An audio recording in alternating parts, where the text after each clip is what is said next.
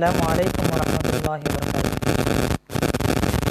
नाज़रीन इकराम, जैसा कि कल हमने लाइव आकर आप लोगों को बताया था कि इंशाअल्लाह रमज़ान में हर दिन रात में 10 बजे फेसबुक पर लाइव आकर आपको इंशाअल्लाह कुछ दीनी मालूमात फराहम करेंगे।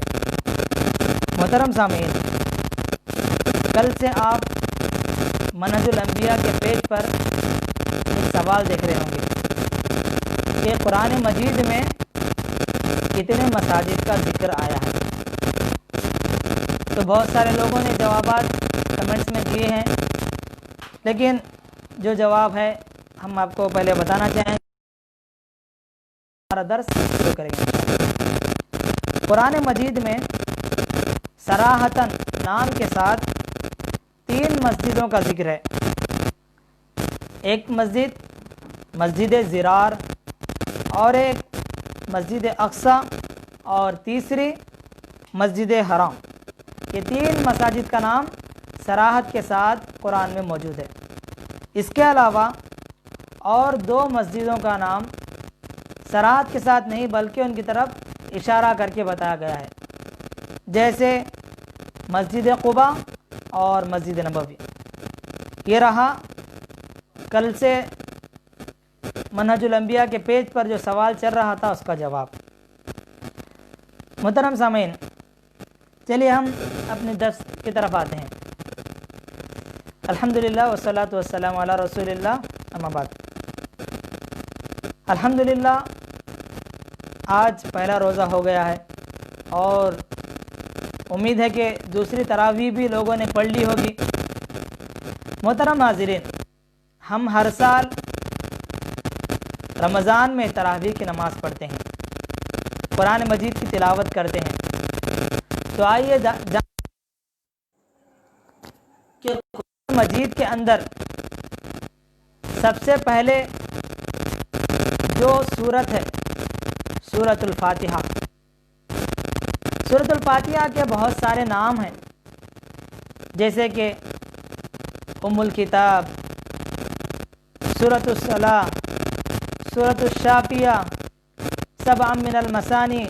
ऐसे बहुत से नाम हैं जिसको अहादीस में बताया गया है। कुरान मजीद में भी कई नामों का जिक्र मौजूद है। मोहतरम सामीन, आइए हम सूरतुल फातिहा के बारे में कुछ मालूमात हासिल करते हैं।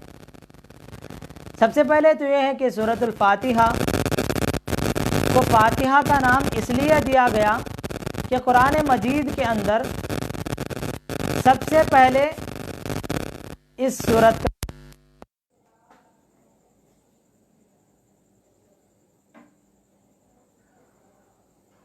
मोहतरम हाजिरीन, सूरतुल फातिहा का माना यह है कि इब्तिदा करना, आगाज़ करना, शुरू करना, इसलिए इसका नाम फातिहा रखा गया। अब आइए इसके बारे में जानते हैं।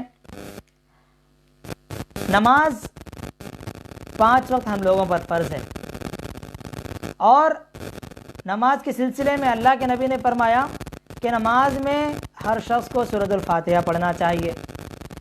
जैसा कि हदीस मुबारका में ज़िक्र है, ला सलाता लिमन लम यक़रा बिफ़ातिहतिल किताब, कि उस शख्स की नमाज मुकम्मल नहीं होती है जो शख्स नमाज के अंदर सूरतुल फातिहा की क़िराअत ना करे। मोहतरम हाज़िरीन, आज अल्हम्दुलिल्लाह बहुत से लोग दीन के बारे में जानते हैं, दीन के बारे में जानकारी रखते हैं, दीन का इल्म उनके पास, तो उन लोगों को सूरतुल फातिहा अल्हम्दुलिल्लाह सही तौर पर पढ़ना आता है, और वो सही तौर पर सूरतुल फातिहा नमाजों में पढ़ा भी करते हैं। लेकिन अफसोस इस बात का है कि जदीद उलूम के आने के बाद मुसलमानों में कई लोग ऐसे हो गए कि जिनको सूरह फातिहा भी सही तौर पर पढ़ना नहीं आता। कई लोगों को सूरह फातिहा पढ़ना आता भी है तो उसमें गलतियां करते हैं, तजवीद की गलतियां, मखारिज की गलतियां। तो हमें 5 वक्त की नमाज़ें पढ़ना ज़रूरी है, फ़र्ज़ है, तो उसमें सूरह फातिहा भी पढ़ना ज़रूरी है। इसलिए इसमें हमें सूरह फातिहा पढ़ने के लिए सूरह फातिहा को अच्छी तरह से पहले पढ़ने का तरीका सीख लेना चाहिए, उसके बाद याद भी कर लेना चाहिए। इसी तरह सूरतुल फातिहा को अल्लाह ताला ने 2 हिस्सों में तकसीम किया है। सूरतुल फातिहा के अंदर अल्लाह ताला ने एक हिस्सा अपने लिए रखा है और एक हिस्सा बंदों के लिए रखा है। अल्लाह ताला ने ये तकसीम फरमाई है, जिसका जिक्र नबी करीम सल्लल्लाहु अलैहि वसल्लम ने एक हदीस में फरमाया कि अल्लाह ताला फरमाता है, क़स्समतु सलाता बैनी व बैन अब्दी, कि मैंने नमाज को मेरे और अपने बंदे के दरमियान तकसीम किया है। और इस हदीस में जो सलात का लफ्ज़ इस्तेमाल किया गया है, दरअसल ये सूरतुल फातिहा के लिए इस्तेमाल किया गया है, इसलिए सूरतुल फातिहा का एक नाम सूरतुस सलाह भी है। तो अल्लाह ताला फरमाता है कि मैंने सूरतुल फातिहा को मेरे और मेरे बंदे के दरमियान तकसीम किया है। वो कैसे? वो इस तरह कि सूरतुल फातिहा की इब्तिदाई आयतें अल्लाह की तारीफ़, अल्लाह की तस्बीह, अल्लाह के ज़िक्र के लिए है। जैसे कि अल्हम्दुलिल्लाहि रब्बिल आलमीन, अर्रहमानिर रहीम, मालिक यौमिद्दीन, यहाँ तक सूरतुल फातिहा अल्लाह के लिए, यहाँ तक अल्लाह ताला ने इसको अपने लिए रखा है। अल्हम्दुलिल्लाह रब्बिल आलमीन, तमाम तारीफ़ें उसी रब्बुल आलमीन के लिए है जो रहमानुर रहीम है, रहमानिर रहीम। मालिक यौमिद्दीन, जो रोज़ जज़ा का मालिक है। तो अल्लाह ताला ने यहाँ तक सूरतुल फातिहा को अपने लिए ख़ास करके रखा है। इसके बाद की आयतें जो हैं, इय्याका नअबुदु व इय्याका नस्तईन, इहदिनस सिरातल मुस्तकीम, सिरातल लज़ीना अनअमता अलैहिम गैरिल मग़दूबि अलैहिम वलद्दाल्लीन, ये आयतें बंदे के लिए है। बंदा इन आयतों में अल्लाह ताला से दुआएं मांगता है, अल्लाह ताला के सामने अपने हाथ फैलाता है। इसीलिए तवील हदीस में अल्लाह के नबी ने सूरह फातिहा की इस तक़सीम के बारे में बताते हुए फरमाया कि शुरू की जो 3 आयतें हैं, अल्हम्दुलिल्लाह रब्बिल आलमीन जैसे बंदा कहता है तो अल्लाह ताला कहता है कि बंदे ने मेरी तारीफ़ की। रहमान रहीम में भी अल्लाह ताला फरमाता है कि बंदे ने मेरी तारीफ़ की। मालिक यौमिद्दीन में भी यही फरमाता है। और जैसे ही इय्याका नअबुदु व इय्याका नस्तईन से शुरू होता है, वहाँ से अल्लाह ताला फरमाता है कि ये मेरा और मेरे बंदे के दरमियान का मामला है और मेरे बंदे के लिए वो चीज़ है जिसका वो सवाल कर रहा है। मुहतरम सामीन, ये तो हुई सूरह फातिहा की तक़सीम अल्लाह ताला ने जो अपने और बंदे के दरमियान की थी। इसी तरह सूरतुल फातिहा को सबउल मसानी कहा जाता है। सबउल मसानी यानी 7 आयतें हैं जिसको बार बार दोहराया जाता है। बार बार कब दोहराते हैं? फ़र्ज़ नमाजों में, नफिल नमाजों में, हर रकात में हम सूरतुल फातिहा की क़िराअत करते हैं, तो इसलिए इसे सबउल मसानी, बार बार दोहराई जाने वाली 7 आयतें कहा गया। मोहतरम सामीन, इसी तरह सूरतुल फातिहा को सूरतुल रुक़िया भी कहा जाता है। रुक़िया मतलब किसी पर रुक़िया करना, दम करना। आज हम देखते हैं कि बहुत से लोग मुख्तलिफ मसाइल में परेशान हैं, घरेलू मसाइल में। कोई कहता है कि मुझ पर साया है, कोई कहता है किसी ने हम पर बद्दुआ कर दी है, जादू कर दिया है, जिन्नात का असर है, कैसे इससे बचें? तो सूरतुल फातिहा इसके लिए बहुत मुफीद होगी। और इसके अलावा भी बहुत सी सूरतें हैं, लेकिन सूरतुल फातिहा रुक़िया के लिए काम आती है। वो कैसे? कि एक मशहूर हदीस है कि सहाबा इकराम सफ़र में थे, उन्होंने एक कबीले से कहा कि हमारा सामान ख़त्म हो चुका है, खाने का सामान नहीं है, हमारी ज़ियाफ़त करें। तो उन लोगों ने इनकार कर दिया, उन लोगों ने मना कर दिया। तो सहाबा इकराम खामोशी के साथ वहाँ से चलने लगे, वापस जाने लगे।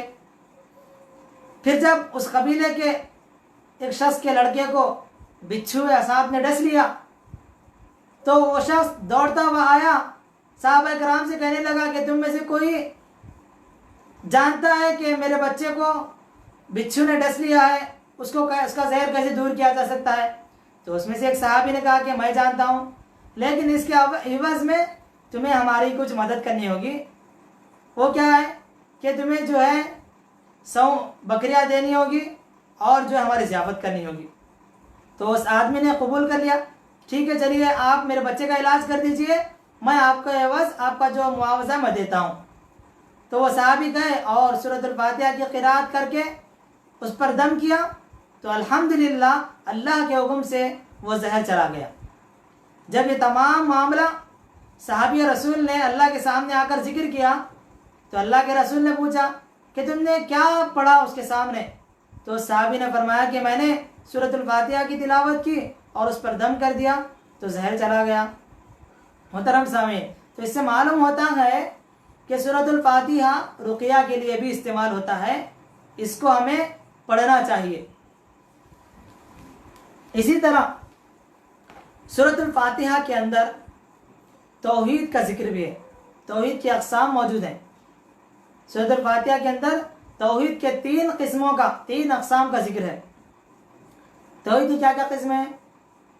तौहीद उलूहियत, तौहीद रुबूबियत, तौहीद अस्मा व सिफ़ात, इन तीनों का जो है सूरतुल फातिहा में जिक्र किया गया है। जैसे कि अल्हम्दुलिल्लाहि रब्बिल आलमीन, रब्बिल आलमीन, इसके अंदर तौहीद रुबूबियत का जिक्र है। रुबूबियत क्या है कि अल्लाह तबारक तआला ही सारी दुनिया का, सारे जहाँ का परवरदिगार है, सारे जहाँ का रब है। अल्लाह ही को हमें हमारा माबूद रब, हमारा रब मानना है। हमारा रब सिर्फ अल्लाह है, इसका जिक्र तौहीद रुबूबियत में मिलता है, अल्हम्दुलिल्लाह रब्बिल आलमीन। और आलमीन का तज़किरा करके बताया गया कि सिर्फ मुसलमानों का रब नहीं बल्कि सारे जहाँ का रब है अल्लाह ताला, दोनों आलमीन का रब है। इसी तरह अर्रहमान अर्रहीम मालिक यौमिद्दीन, इसके अंदर तौहीद अस्मा व सिफ़ात का जिक्र है। तौहीद अस्मा व सिफ़ात क्या है कि अल्लाह के जो नाम है वो अल्लाह के लिए ख़ास कर दिए जाएं, अल्लाह के अलावा किसी और के लिए ना इस्तेमाल किए जाएं, ना रखे जाएं। अल्लाह की सिफ़ात जो है वो अल्लाह के साथ ही ख़ास कर दिए जाएं, अल्लाह की सिफ़ात को किसी और के लिए ना दिया जाए। तो यहाँ पर अर्रहमान अर्रहीम मालिक यौमिद्दीन, ये जो है अल्लाह के अस्मा, अल्लाह की सिफ़ात हैं, तो इसको अल्लाह के साथ ही हमें ख़ास करना चाहिए। हम किसी गैरुल्लाह के लिए इसको ऐसे तौर पर इस्तेमाल नहीं कर सकते जैसा कि अल्लाह के लिए ये वस्फ़ है, ये नाम है। तो इसे जो है हमें सिर्फ अल्लाह के लिए इस्तेमाल करना चाहिए। इसी तरह तौहीद उलूहियत का भी सूरतुल फातिहा में जिक्र है। जैसे कि इय्याका नअबुदु व इय्याका नस्तईन, क्या परवरदिगार हम तेरी ही इबादत करते हैं और तुझी से मदद तलब करते हैं। मोहतरम सामीन, देखिए कि सूरतुल फातिहा जो हम बार बार पढ़ते हैं, इसके अंदर ही हमें बता दिया गया कि हमें अल्लाह ही से मांगना है, अल्लाह की इबादत करना है। लेकिन हम अल्लाह के बजाय कई लोगों की इबादत करते हैं। लोग न जाने कितने लोगों की इबादत करते हैं। कोई अपने औलिया अल्लाह की इबादत करता है, कोई मज़ारों पर जाकर वहाँ इबादत करता है, कोई ख़बरों के सामने इबादत करता है। अल्लाह के लिए नहीं करता, अपने औलिया अल्लाह के लिए करता है। इसी तरह मांगना भी अल्लाह से, व इय्याका नस्तईन, कि हम सिर्फ अल्लाह ही से मांगे, तुझी से मांगेंगे। लेकिन आज कई लोग मुसलमान होने के बावजूद भी गैरुल्लाह से मांगते हैं, उनके सामने अपनी फरियाद ले जाते हैं। अगर हम अल्लाह के इन सिफ़ात को, अल्लाह के इन चीज़ों को जो अल्लाह का यह हक़ है, इसको हम गैरुल्लाह के लिए देंगे तो कहाँ से हमें वो चीज़ें हासिल होंगी जो हम हासिल करना चाहते हैं। इंसान की ज़िंदगी में मसाइल आते हैं, मसाइब आते हैं, मुश्किलात आते हैं, बीमारियाँ आती हैं, तो इंसान को सिर्फ और सिर्फ अल्लाह से मदद मांगनी चाहिए, अल्लाह के सामने हाथ फैलाना चाहिए, ना कि गैरुल्लाह के सामने। लेकिन बहुत से लोग गैरुल्लाह के दरबार में जाकर अपने हाथ फैलाते हैं। तो ये हुए 3 किस्में। इय्याका नअबुदु व इय्याका नस्तईन के अंदर तौहीद उलूहियत आ गई। तो यहाँ तौहीद की 3 किस्में सूरह फातिहा में जिक्र हो गई हैं। तो ये रहा मुख्तसर सा सूरह फातिहा के बारे में जिक्र। और भी बहुत से फ़ज़ाइल हैं और भी बहुत सी चीज़ें सूरह फातिहा मौजूद हैं, लेकिन हम इख्तिसार के साथ आगे बढ़ते हैं। इसी तरह सूरह फातिहा के बाद कुरान में तरतीब से सूरह बकरा का नाम आता है। सूरह बकरा आती है। बकरा, बकरा के माना क्या है? गाय। सूरह बकरा के अंदर बनो इस्राइल के लोगों के बारे में जिक्र है और गाय का जिक्र है, इसलिए जो है इस सूरह का नाम सूरह बकरा रख दिया गया। इंशाअल्लाह ये जो वाक़या बकरा के बारे में, गाय के बारे में है, आगे के दुरूस में इंशाअल्लाह बयान किया जाएगा। अब हम देखते हैं कि सूरह बकरा के बारे में क्या कुछ कहा गया है, क्या कुछ उसके फ़ज़ाइल हैं। हदीस मुबारक में अल्लाह के नबी ने फरमाया कि तुम अपने घरों को कब्रिस्तान मत बनाओ, अपने मत बनाओ। और फरमाया ला तजअलू बुयूतकुम मकाबिर, कि ऐ लोगों तुम अपने घरों को कब्रिस्तान मत बनाओ। व इन्नल बैतल्लज़ी यक़रअु फ़ी सूरतिल बकरा ला यदख़ुलु शैतान, और वो घर जिसमें सूरतुल बकरा पढ़ी जाती है उस घर में शैतान दाखिल नहीं होता। आज हमारे बहुत से मसाइल हैं मुसलमानों के, घर में जाने से पहले, नया घर बनने के बाद डरते हैं कि कहीं यहाँ शैतान का साया तो नहीं है, शैतान तो नहीं है, जिन्नात तो नहीं है, और मुख्तलिफ काम करते हैं। कोई अपने घर के बाहर जो है नारियल लगा देता है, कोई नींबू लगा देता है, कोई तावीज़ लगा देता है, और अपने घर में बहुत से मसाइल के लोग शिकार होते हैं।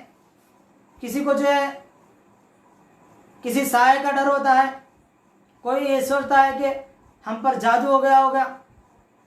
तो सूरतुल बकरा पढ़ना हमारे लिए इस सिलसिले में बहुत मुफीद होगा।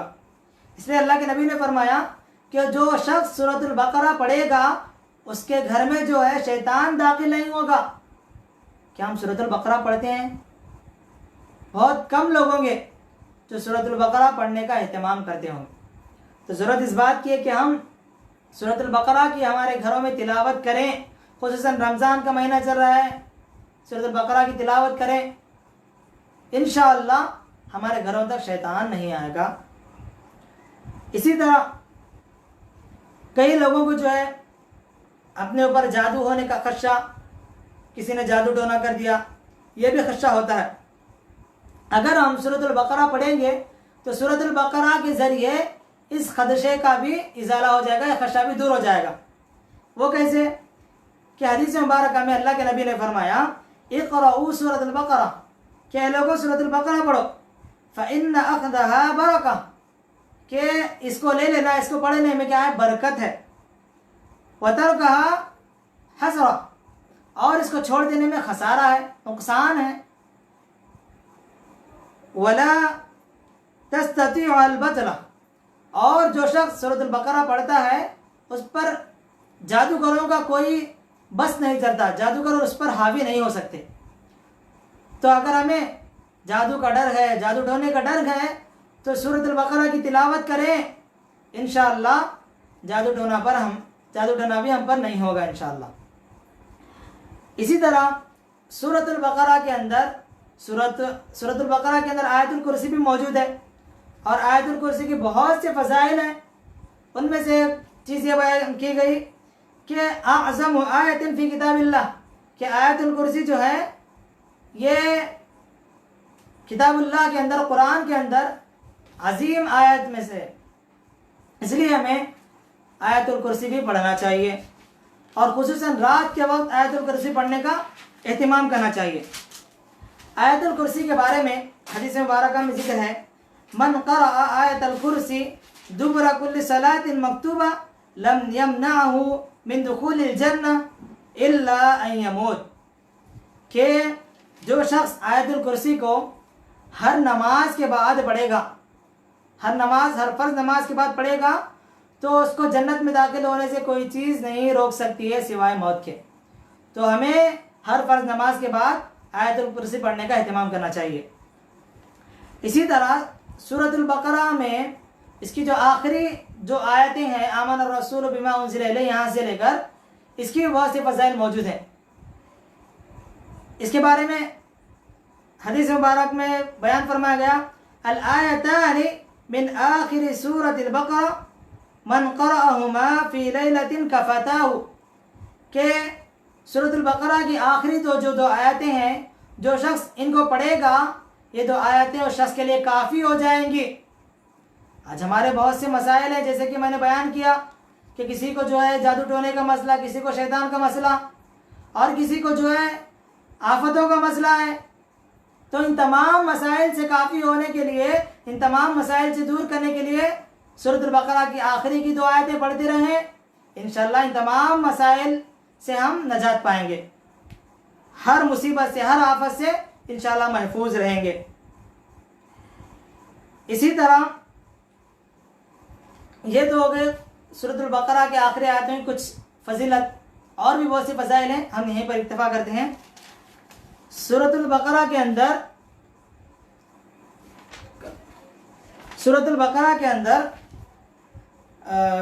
इब्तिदा में जो है मोमिनों का जिक्र है, उसके बाद जो है काफिरों के बारे में कुछ जिक्र है, इसके बाद एक बहुत बड़े हिस्से में मुनाफिकीन का जिक्र है। मुनाफिक किसे कहते हैं? निफाक किसे कहते हैं? निफाक क्या है? खैर को जाहिर करना और शर को छुपाया जाना, अच्छी चीज़ों को जो है जाहिर करना और बुरी नीयत को अपनी जो है छुपाए रखना, इसको जो है निफाक कहते हैं। निफाक बहुत बुरी चीज़ है। मक्का के अंदर जो है अल्लाह के नबी के दुश्मन कुफ़ारे मक्का थे, मुशरिकीन थे, लेकिन मदीना के अंदर आने के बाद मुनाफिकीन अल्लाह के नबी के दुश्मन बन गए। कुफ़ार तो जो है ज़ाहिरी तौर पर अपनी दुश्मनी करते हैं, मालूम होता है कि ये दुश्मन है, लेकिन मुनाफिक को पहचानना मुश्किल हो जाता है कि मुनाफिक हमारे सामने आकर हमारा होना, हमारी जमात में शामिल होने का दावा करता है, लेकिन दरअसल वो हम में से नहीं होता है। बज़ाहिर अपनी ज़बान से ईमान का इकरार करता है, लेकिन दिल से ईमान कबूल नहीं किया होता है। तो मदीना के अंदर अल्लाह के नबी के दुश्मन मुनाफिकीन बन गए थे, जो बहुत बड़ा खदशा भी बन गए थे। मुनाफिकीन की जो है निफाक की दो किस्में हैं। एक निफाक एतिकादी तौर पर, अकीदे के तौर पर निफाक, अगर ऐसा कोई शख्स अकीदे के तौर पर निफाक रखता है तो वो अबदी जहन्नम में दाखिल होगा। और एक निफाक है अमली तौर पर। अमली तौर पर अगर निफाक होगा तो ये कबीरा गुनाह होगा, यानी हम नहीं चाहते निफाक करना, फिर भी हमसे निफाक हो गया, अमली तौर पर दिखावा हो गया, निफाक हो गया हमसे, तो ये जो है कबीरा गुनाह में शामिल होता है। इसी तरह हम देखते हैं कि आइए मुनाफिकीन की अलामतें क्या है, हम कैसे मालूम करें कि निफाक की अलामतें हैं। हदीस मुबारक में जिक्र किया गया है आयतुल मुनाफिक़ सलासुन। इंशाअल्लाह इस हदीस का तर्जुमा बयान करके, कुछ इसके बारे में तफसील बयान करके मैं अपनी बात ख़त्म करने की कोशिश करूँगा। आयतुल मुनाफिक़ सलासुन के मुनाफिक की निशानियाँ तीन हैं। पहली क्या है? इज़ा हद्दसा कज़बा, कि जब वो बात करता है तो झूठ बोलता है। व इज़ा वादा अखलफा, और जब वो वादा करता है तो उसकी खिलाफ वर्जी करता है, धोखा दे देता है। व इज़ा तुमिना खाना, और जब उसके पास अमानत रखी जाती है तो अमानत में खयानत करता है। इसी तरह हदीस में है कि व इज़ा खासम फजर, कि जब वो लड़ाई झगड़ा करता है तो गाली गलौज देता है, बुरी बातें करता है। मोहतरम सामीन, इस हदीस के अंदर जो खसलतें, जो निशानियाँ बयान की गई मुनाफिक की, इसको हम अपनी ज़िंदगी में देखें। क्या हमारी ज़िंदगी के अंदर ये निशानियाँ नहीं पाई जाती? क्या हम झूठ नहीं बोलते? दिन भर हम कितने झूठ बोलते हैं। इज़ा हद्दसा कज़बा, कि मुनाफिक जब बात करता है तो झूठ बोलता है। हम भी कई मरतबा दिन में झूठ बोलते हैं, तो ये निफाक की अलामत है, इसे दूर करने की बहुत ज़रूरत है। इसी तरह वइज़ा वादा अखलफा, कि जब वादा करता है तो मुनाफिक खिलाफ वर्जी करता है, उसके वादा तोड़ देता है। हम भी कई वादे करते हैं और तोड़ देते हैं, तो इसलिए हमें भी जो है इस खसलत से भी बचने की ज़रूरत है। वइज़ा तुमिना खाना, और जब अमानत रखी जाती है तो उसमें खयानत करता है मुनाफिक। आज हम मुसलमानों में से कई लोग ऐसे हैं जिनके पास अगर अमानत रख दी गई तो अमानत की खयानत करते हैं, अमानत में खयानत करते हैं। तो हमें इन तीनों सिफात से बचने की ज़रूरत है। और इसके बाद जो एक सिफत है वइज़ा खासम फजर, कि जब लड़ाई झगड़ा करता है तो गाली गलौज देता है। ये हम में से अक्सर के पास पाई जाती है। हम जब आम बातचीत करते हैं तो अच्छे रहते हैं, लेकिन जब लड़ाई झगड़े की बात आ जाए तो गाली गलौज पर उतर जाते हैं, ना जाने कितनी बड़ी बड़ी गालियां दे देते हैं। इसलिए हमें इस सिफत से भी बचने की ज़रूरत है। मोहतरम हाज़िरीन, निफाक एक बहुत बुरी चीज़ है। साहबा इकराम बहुत डरा करते थे इस चीज़ से। एक मरतबा हज़रत अबू बकर गुजर रहे थे, हज़रत हंजला से उनकी मुलाकात हो गई तो उनसे खैर खैरियत पूछ ली। तो हज़रत हंजला ने कहा, नाफ़क़ हंजला, नाफ़क़ हंजला, के हंजला मुनाफिक हो गया। तो हज़रत अबू बकर ने सवाल किया कि तुम क्या कह रहे हो, क्या बात है, कैसे ऐसा हो गया। तो हज़रत हंजला ने कहा कि जब हम अल्लाह के मजलिस में होते हैं जिसमें अल्लाह का जिक्र होता है, जन्नत जहन्नम का जिक्र होता है, तो हमारा दिल जो है उसी में रहता है, वो चीज़ें हमें याद रहती है, हमारा ईमान ज़्यादा होते रहता है। और जब हम वहाँ से उठकर आ जाते हैं, अपने बीवी बच्चों में, घर के मशगूलियात में मसरूफ़ हो जाते हैं, तो हमारा ईमान कुछ कम हो जाता है, वो चीज़ें हमें याद नहीं रहती। तो हज़रत अबू बकर ने कहा कि ये कैफियत तो मेरी भी है, चलो हम अल्लाह के नबी के पास चलते हैं। तो दोनों मिलकर अल्लाह के नबी के पास जाते हैं और ये अपने औसाफ जिक्र करते हैं कि हमारे साथ ऐसा मामला पेश आता है। तो अल्लाह के नबी कहते हैं कि ऐ हंजला, अगर तुम्हारी वही कैफियत रही जो मेरी मजलिस में तुम बैठते हुए होती है, तो ज़रूर फरिश्ते तुम्हें जो है तुम्हारे घर में आकर सलाम करेंगे, तुम्हारे बिस्तर पर सलाम करेंगे, तुम्हारे रास्ते में आकर सलाम करेंगे।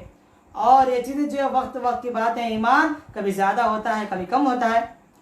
तो देखिए कि सहाबा किराम निफाक से किस तरह डरा करते थे, लेकिन हमारे अंदर निफाक का कोई डर नहीं है। ज़रूरत इस बात की है कि हम मुनाफिकीन के जो अलामतें बयान की गई हमारे अंदर भी पाई जाती हैं, उनको दूर करने की कोशिश करें। इंशाअल्लाह आगे की सूरत अल-बकरा के अंदर जो और बातें बयान की गई है वो कल के दर्स में और आगे के दर्स में बताई जाएंगी। दुआ अल्लाह तबारक तआला से, अल्लाह तबारक तआला हमें जो बातें बताई गई हैं हदीस के ज़रिए, अल्लाह के नबी के ज़रिए, सहाबा किराम के ज़रिए, हमें उस पर अमल करने की तौफीक अता फरमाए। कहने वाले को कहने से ज़्यादा उस पर अमल करने की तौफीक अता फरमाए, सुनने वालों को उस पर अमल करने की तौफीक अता फरमाए। और मैं अल्लाह ताला का शुक्र बजा लाता हूँ कि अल्लाह ताला ने हमें इस सोशल मीडिया के ज़रिए आप तक पहुँचने की तौफीक अता फरमाई और आपको कुछ बातें बताने की तौफीक अता फरमाई। हमारे इल्म के मुताबिक जो बातें हमें मालूम थे हमने आपके सामने बता दी। जो बातें सही है वो अल्लाह और अल्लाह के रसूल की जानिब से है, और अगर हमसे कुछ गलत हो जाए तो वो शैतान की जानिब से और हमारी जानिब से है। दुआ कि अल्लाह तबारक ताला हमें दीन और मिल्लत की खिदमत करने की तौफीक अता फरमाए, और हमारी जो भी दीनी सलाहियत है, दीनी इल्म हमारे पास मौजूद है, वो आप तक पहुँचाने की तौफीक अता फरमाए। आमीन। वस्सलामु अलैकुम वरहमतुल्लाहि वबरकातुहू। इंशाअल्लाह अगर साइलिन के कुछ सवालात हैं तो कल के दर्स में शुरू होने से पहले उनका जवाब दिया जाएगा, उसके बाद दर्स का आगाज़ किया जाएगा। अस्सलामु अलैकुम वरहमतुल्लाहि वबरकातुहू।